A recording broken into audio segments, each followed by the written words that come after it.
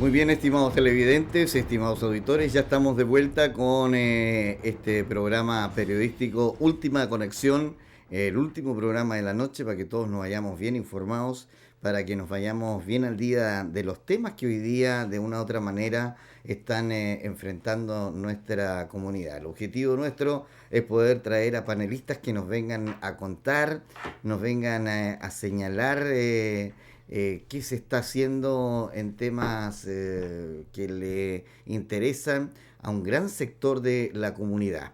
En el día de hoy tenemos ya a dos invitados, uno de ellos es prácticamente de la casa, y me refiero al obispo de la Confraternidad de Pastores, David Payán. ¿Cómo estás? Buenas noches, obispo, gusto saludarlo. Para mí también es un gusto saludarte, Alfredo, y estar nuevamente aquí haciendo compañía y compartiendo un poco de lo que estamos haciendo y viviendo. El derecho a la vida, lo que es la garantía de la niñez y tantos valores que hoy en día están en el poder legislativo con el objetivo de que pudieran ser ley. Hay en algunos puntos acuerdo, en otros desacuerdo. Por otro lado, hay sectores que manifiestan que el Estado está tratando de imponer una ley que no sería muy beneficioso, especialmente para los padres en el tema de la educación, pero es por ello que hemos traído a Marcela Aranda. Ella es directora del Observatorio Legislativo, pero más allá que eso, tiene un trabajo bastante relevante y que es, no sé si ¿es así el cargo? ¿Asesora parlamentaria? Sí, asesoría parlamentaria. ¿Cómo estás? Buenas noches. Buenas noches, muchas gracias por habernos invitado y recibirnos acá. Sabemos que esta radio tiene un alcance patagónico enorme, sí. Así que un saludo a todos. Gozamos de una gran cobertura radial y televisiva. Bueno, David, cuéntanos un poco, ¿cómo la Confraternidad de Pastores se involucra en esto de traer a Marcela Aranda? Asesora parlamentaria, nos contaba la cantidad de parlamentarios que ella asesora, pero la idea, ¿por qué? ¿Cuál fue el objetivo de que viniera? Bueno, el objetivo en primer lugar es poder estar nosotros, ¿sí?, como ciudadanos, porque antes de ser pastores somos ciudadanos. Sí, por supuesto. Entonces, informado de todo lo que sucede, y yo en esto quiero agradecer porque en realidad ellos vinieron hacia nosotros. Ah, ya, perfecto. Porque nos conocimos hace poquito, estuvimos nosotros un sínodo a nivel nacional, las 15 regiones, los obispos evangélicos reunidos para poder ver justamente parte de estos temas. Y ahí estaba Marcela, y Marcela me dijo: pastor, tengo agendado una visita a Punta Arenas. Y ahí es donde, bueno, empezamos a unir los cabos, y por eso es que estamos aquí. Primero, como te decía, para que nosotros seamos informados de cómo avanza esto. Yo lo he dicho muchas veces y creo que lo hemos compartido contigo en más de un programa.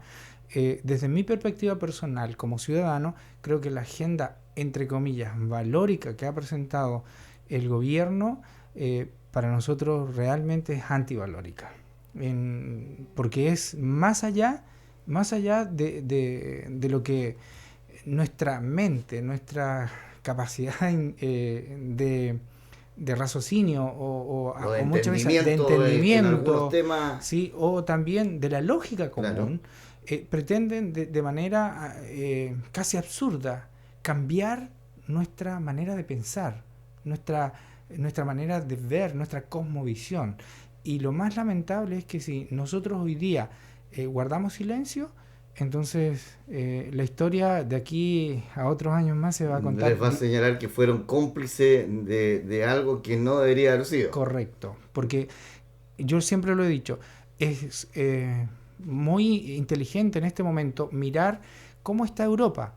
Europa está en la avenida de regreso, digamos. Claro. Ya de regreso, porque nosotros vamos de ella, pero muy atrás. Vamos en carreta. Vamos en carreta. Claro. Pero déjenme corregirlo, en realidad no vamos en carreta, ellos se demoraron casi 20 años en un proceso de reforma moral, y aquí en Chile se ha copiado y pegado, como dicen copy-paste, se ha copiado y pegado. Correcto, y en un año y medio, y eso es un poco la función que ejercemos nosotros, que es un poco apercibir hablar a la gente y contarle lo que estamos, porque no tienen por qué saber lo que pasa internamente en el Congreso, pero esto ha avanzado a pasos agigantados. Tenemos 37 proyectos de ley de reforma moral profunda a las bases estructurales de nuestra cultura chilena, donde te aseguro que cuando a la medida que avanza el programa yo les vaya les cuente cuáles son los artículos y qué es lo que pretenden hacer, y la gente que escucha esta radio se va a sorprender. Y muchos pero cuéntenos, les contamos al tiro. Claro. Le damos nomás, claro. Ok, bueno. Yeah. Bueno, la verdad es que esto partió el año pasado, el año 2014, con el anuncio el 21 de mayo de parte de la presidenta Bachelet que iba a llevar un proyecto de ley para legislar el tema del aborto. Hoy día el proyecto, más allá de ser un proyecto en que se nos dice que es un proyecto que aborda 3 causales muy sensibles de dolor real de la mujer, que es cuando a una mujer se le dice que está en riesgo su vida, o que no lo sabe, o lo tiene que decir la persona que está al lado de ella. Lo segundo, cuando hay un niño, cuando su hijo está en riesgo vital, es decir, ese niño es inviable, pero inviable en expectativa de que podría nacer y vivir de 1 hora o instantáneamente y hasta 8 meses. O sea, pero no sería normal. Claro, ese niño tendría un problema que le dificultaría su vida. Y lo tercero es cuando es causa de violación.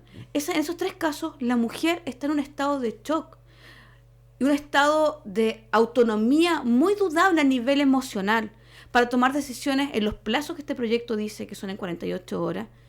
Y además es un proyecto que atenta porque este proyecto plantea que debe ser, incluso las niñas menores de 14 años podrían abortar, sin que los padres pudieran intervenir sobre esto. Correcto. Y aquí está el punto de esta batería de proyectos. Esta batería de proyectos atenta en contra de la familia, en contra de un derecho constitucional que tienen los padres, que está en el artículo 19 de la Constitución, que dice que los padres tienen un derecho preferente de educar a sus hijos.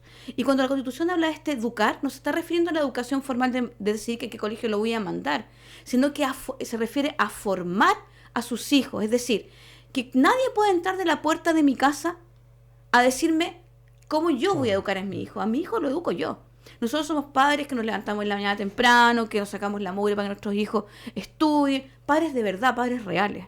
Entonces, cuando vienen estas ideologías, porque estos son proyectos ideológicos, que son muy reduccionistas, es decir, reducen al hombre a discusiones elementales. Tenemos ejemplos como las ideologías de clase, ¿no es cierto?, las ideologías por raza, y tenemos lamentablemente ejemplos dramáticos en la historia donde se mataron y hubo genocidios completos, hubo persecuciones y matanzas enormes por este tipo de discusión. Y hoy nos enfrentamos a una ideología que es menos bulliciosa, pero que es mucho más dañina, que es la ideología de género.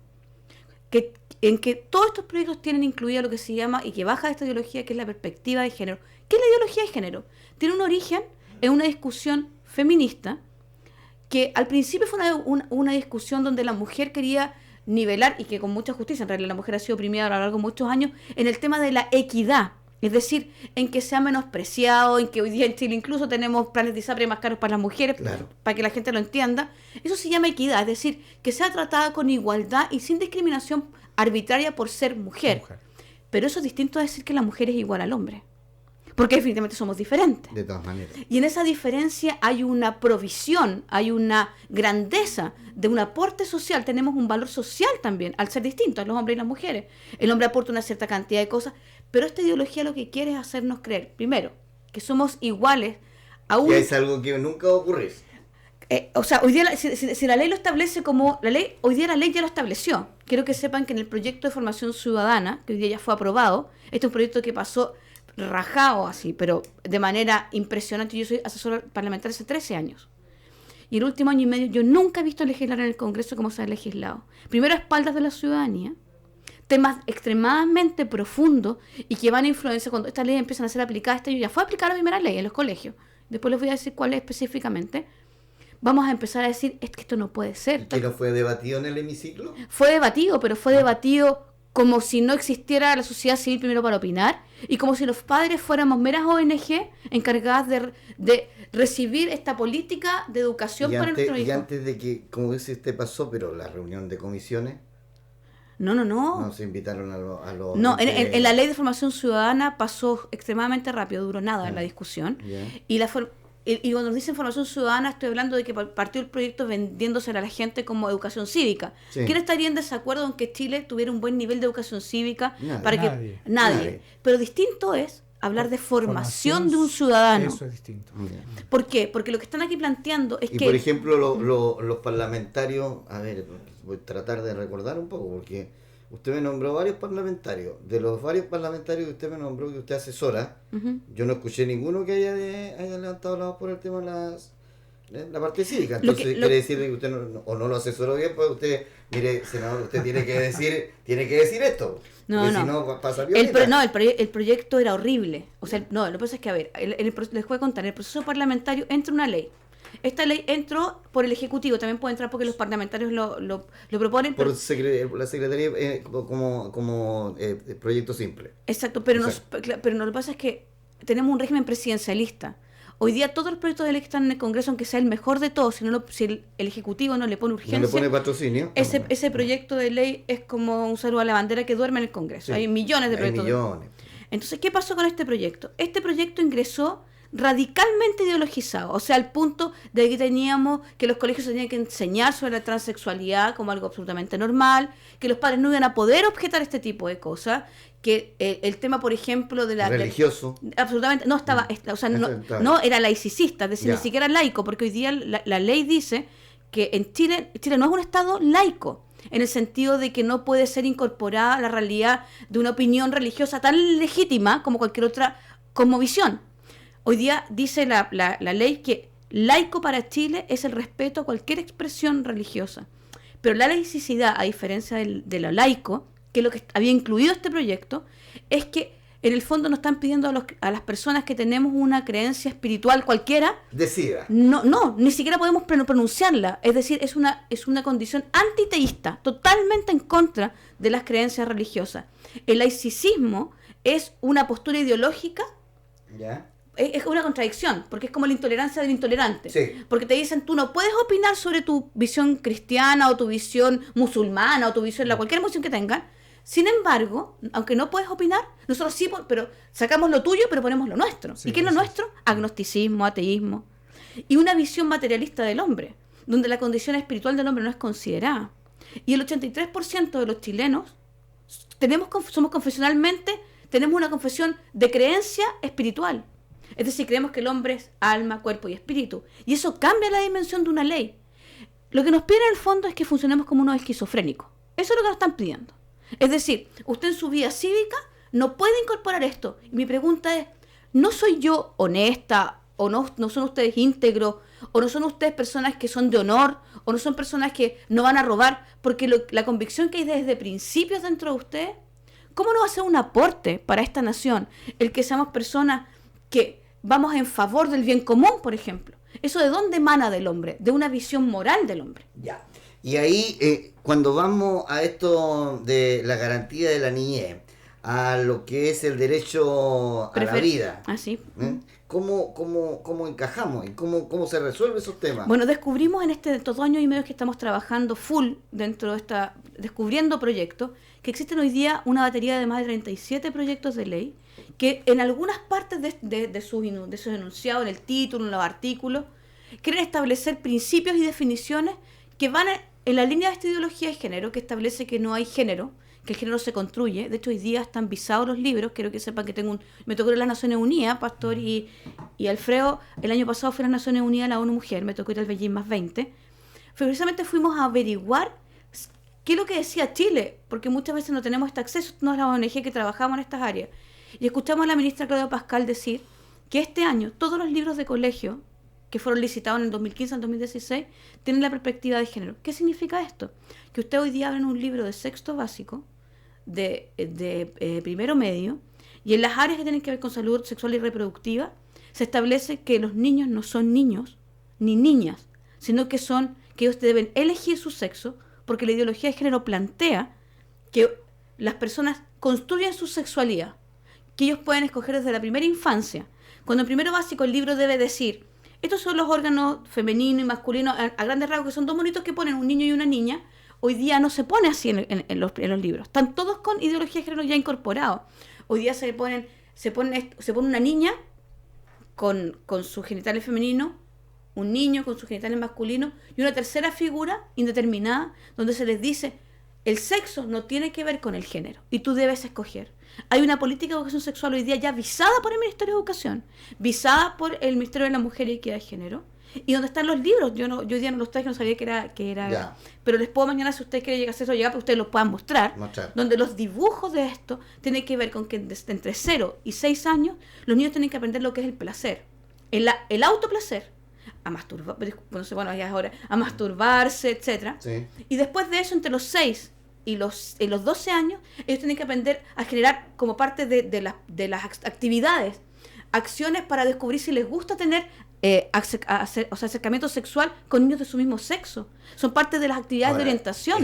Eso fue también colocado en estos libros de estudio, porque hubo el movimiento Movilice, también se movilizó para que absolutamente estuvieran también ahí. O sea, ahora con millones de pesos de entidades extranjeras que los financian y están vulnerando nuestros derechos. Y esto ya es una realidad en Europa. En Alemania hay padres que se han ido preso porque no permiten que sus hijos vayan a clases para ver este tipo de educación y formación que es formación de identidad de género. Por ejemplo, en el proyecto original, porque sí hicimos la pega, gracias a Dios le hicimos, y algunos senadores y diputados le hicieron. No puedo decir que todos entiendan a cabalidad. Hace 2 años y medio tú le preguntabas a un senador si sabía lo que era la ideología de género, que es un mover a nivel mundial, y no tenía ni idea. Hoy día, después de mucho trabajo, el observatorio ha trabajado mucho con ellos, asesorándolos. Hoy día entienden lo que es la ideología de género y ya estamos corriendo las vallas, corriendo las barreras para que seamos escuchados. Y de hecho hay modificaciones reales. La ley, por ejemplo, de inclusión del año pasado, la de educación, ¿se acuerdan? Final lucro, final copago, que uno diría es una ley súper técnica, ¿no es cierto?, para que los colegios... Bueno, llevaba un artículo que ponía la ley Zamudio por sobre la libertad de enseñanza. Es decir, y trataron de ponerlo. Nosotros, el Tribunal Constitucional lo negó a última hora, lo descubrimos en el artículo el último día legislativo. Y la senadora Ana von Baen fue la que peleó con su abogado, esto en el Tribunal Constitucional, y logramos sacar ese artículo. Pero si ese artículo hubiera pasado, como pretendía pasar sin que nadie se diera cuenta, por eso hay que estar observando, por eso el nombre Observatorio Legislativo, hoy día no podríamos apelar a una libertad constitucional básica, que es la libertad de enseñanza a nuestros hijos, es decir, elegir el proyecto educativo, elegir qué y cómo se educan nuestros hijos, y poner restricciones incluso a los colegios de educación de que moralmente nosotros somos los que tenemos que tomar esa decisión. Nos queda poco tiempo y no me gustaría no dejar de abordar el tema del aborto. Usted manifestó que hay 3 causales en ese tema, pero ¿cómo se va resolviendo? Porque todavía estamos en pleno tema de debate. Exactamente. Y todavía, no sé si faltará mucho para que se apruebe, para que empiece el tema de la votación. Todavía están los lobbies para poder esto que sí, esto que no. Está la posición de la Iglesia, está la posición de ustedes también en relación a este tema, ¿no? Bueno, el tema del aborto va más allá, aunque tiene que ver, tengo que decir que tanto la Iglesia Católica como la Iglesia Evangélica están abiertamente en contra de la idea de legislar y de este proyecto, porque este proyecto, quiero decir a todas luces, es un proyecto que es un infanticidio como está planteado. Es decir, cuando uno a veces habla de aborto, tiene una idea como global. Es lógico que un infanticidio, cuando usted me dice, claro, tiene que ser en 48 horas y me vienen a preguntar a mí que yo estoy casi en shock, no sé qué hacer, fírmalo, háblalo así, pa. Claro. Exacto, y además porque tienen que entender que la segunda causal, cuando uno diagnostica, porque esto es real, cuando uno diagnostica una malformación congénita de un hijo, por ejemplo, ese diagnóstico tiene que confirmarse después de las 22 semanas. Estamos hablando de un niño, ahí está la cámara, de este porte. Esa es tu cámara, un niño de este porte. Es una guaguita que de hecho por eso se llama interrupción del embarazo, el proyecto se llama... despenalización de la interrupción del embarazo, porque aborto es hasta las 22 semanas, eso se llama un feto abortado. Pero para que un niño sea abortado después de las 22 semanas, se requiere asesinarlo en el vientre de la madre. Este asesinato no es cualquier asesinato. Le inyectan una solución al corazón para que muera. Y quiero que sepan las mujeres que creen que esto es algo como etéreo, van a tener que parir hijos muertos. Sin considerar además que el aborto es un negocio multimillonario. Los restos de los fetos abortados son ocupados y vendidos más caros que el oro. Un feto abortado hoy día vale más que el oro. Y aquí hay una industria. ¿Por qué? Porque se ocupa, a ver, las células, por ejemplo, del hígado se ocupan para saborizantes, para disminuir el nivel de azúcar. Hay un engaño a nivel de paladar. Esto es una empresa enorme, una transnacional enorme que trabaja con fondos de la Pepsi, de Nestlé, que han sido, los documentos están ahí. Y ¿Por qué? Porque se trabaja ¿para qué? Para investigación científica de células madres. Eso, para eso sirven para saborizantes y para hacer todo un tema en la industria alimenticia, en la industria cosmética. O sea, y es un negocio multimillonario. ¿Y por qué han puesto sus ojos estas multinacionales y estos movimientos en Chile? O sea, perdón, bueno, en Chile hoy día es una cosa muy circunstancial, pero en Latinoamérica y en África. Porque en Europa se prohibieron todas las patentes hace 2 años que tuvieran que ver con procedimientos de investigación con células de niños abortados. Por tanto, como se les acabó la materia prima en Europa, hoy ya tenemos esa materia prima en estos países donde, de la región. Exactamente. Y en Estados Unidos está el proceso. En este momento los diferentes condados ya han comenzado a clausurar y a eliminar ciertas normas y ciertas prácticas con respecto al uso de los restos de los fetos abortados. Ahora, ustedes como comunidad evangélica han planteado este tema que manifiesta la señora Marcela, me imagino, ¿no? Sí, lo hemos planteado en forma interna, pero también ahora con toda la información que tenemos, también la hemos planteado a nivel local con aquellos parlamentarios que nos permiten hacerlo. ¿Ustedes se reunían con la Carolina Goy, Hoy día nos reunimos con ella a ver 7 puntos. ¿Ya? De hecho, que tengo que nombrar, que se me permite nombrar las instituciones que se reunieron hoy día. Hoy día estuvieron con ella, bueno, el Consejo de Pastores de Magallanes, liderado por el pastor obispo Payán. Estuvo el Observatorio Legislativo. Mujeres de Blanco estuvo hoy día acá también. El Movimiento Civil de los Padres Objetores, porque hay un artículo dentro del proyecto de ley de aborto. Hablamos con ella precisamente en tema de aborto, porque además ella es la presidenta de la Comisión de Salud del Senado, donde se está discutiendo hoy día este tema. Y existe una vulneración a los derechos de los padres, porque una niña, para poder abortar, menor de 14 años, tiene que pedir autorización a uno de sus representantes legales. ¿Y qué pasa si el otro padre no está de acuerdo? ¿Qué pasa si la niña es víctima de abuso del padre que la lleva a abortar? Se va a convertir en un abuso constante, embarazos constantes, y no hay manera de pararlo, porque son procesos que son sin oposición jurídica. El médico tampoco podría denunciar. Tampoco puede denunciar. El médico no denuncia. Tenemos también a la organización CUPET, que se representa al Frente por la Vida, el Ministerio de Gobierno y Fe, la Red por la Vida y la Familia, y creo, no puedo irme sin decir que también estaba la organización Informa Aborto. UNEVAC también vino. Informa Aborto va a estar, es una organización de la sociedad civil que trabaja denunciando el aborto de manera bastante gráfica. Ya. Porque obviamente el aborto es un asesinato. De hecho, hay un estado de Estados Unidos que hace 2 semanas, o menos 2 semanas, sacó una ley donde los niños antes de ser abortados los van a anestesiar. Ya. ¿Y qué le dice la senadora, que es presidenta de la Comisión del Senado? Bueno, ¿Qué van a hacer ellos como parlamentarios? Le dijimos a ella, primero le pedimos que se escuchara a todas las organizaciones de la sociedad civil, que esto es un debate serio y que nosotros le pedíamos como una democracia representativa. Ella representa a Magallanes y había muchos representantes de organizaciones de Magallanes. Ahora es presidenta nacional, sí. Sí, pero le pedíamos que ella respetara esto de que no pasó en la Cámara de Diputados, de que se diera el tiempo necesario para discutir este proyecto, porque realmente es un proyecto que va a modificar gravemente hoy día el derecho a la vida, no solamente el que está por nacer, el derecho a la vida en general. Piensa cuando se abolió la pena de muerte, la premisa para abolir la pena de muerte decía lo siguiente, de todos los sectores: ningún ser humano, bajo ninguna circunstancia, tiene derecho a quitarle la vida a otro ser humano. La pregunta es, ¿por qué un ser humano? Porque nadie duda que lo que hay dentro de la mente de la madre es un ser humano. El Estado de Chile va a poder tomar la decisión de quitarle la vida a ese ser humano bajo determinadas circunstancias sensibles. Nadie está diciendo que no sean sensibles. Es decir, hoy día podríamos volver a discutir la pena de muerte. Hoy día, porque esto cuando dice ningún ser humano, estamos hablando que un Estado va a decidir bajo qué causales vamos a poder variar este principio estructural que es el derecho a la vida de cualquier persona.